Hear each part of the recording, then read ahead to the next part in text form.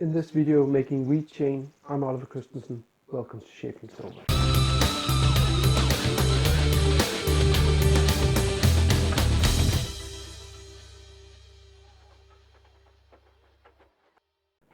In one of the Facebook groups I'm following, Petra asked about introduction to making wheat chain, and I was going to recommend my all-time favorite book, Handgefertigte Ketten by Barbara Reichmann, but Petra don't read German,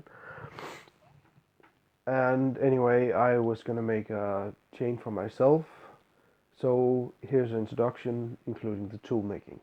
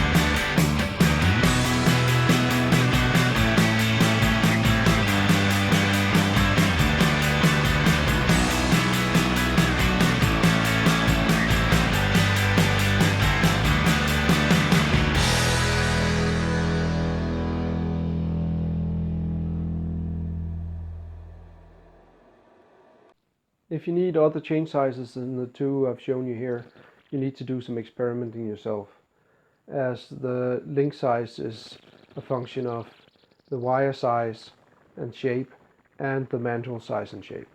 But hey, that's half the fun.